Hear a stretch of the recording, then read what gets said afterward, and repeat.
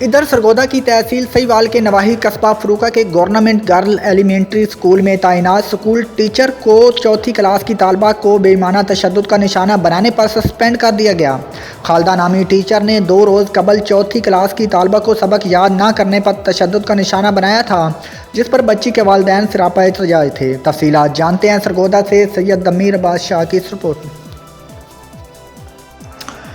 2 روز قبل government girls elementary school فروقہ میں تعینات خالدہ نامی ٹیچر نے سبق یاد نہ کرنے پر چوتھی کلاس کی طالبہ پر بہیمانہ تشدد کیا اور طالبہ کے چہرے پر تھپڑ مارے تھے، جبکہ ننھی طالبہ مریم معافیاں مانگتی رہی تھی۔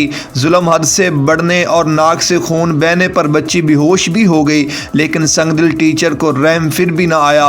حالات تشویشناک ہونے پر والدین نے ننھی طالبہ کو رورل ہیلتھ سینٹر فروقہ منتقل کیا، جہاں بچی کو طبی امداد کے بعد ہوش آ گیا۔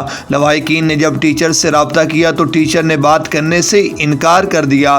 بچی کے والدین کی داد رسی کرنا تو دور کی بات، سنگ دل ٹیچر نے والدین سے ملاقات کرنا بھی گوارا نہ کیا، جس پر بچی کے والدین سراپا احتجاج تھے۔ جب سارا معاملہ میڈیا کی زینت بنا تو محکمہ ایجوکیشن نے نوٹس لیتے ہوئے متعلقہ ٹیچر کو سسپینڈ کر دیا۔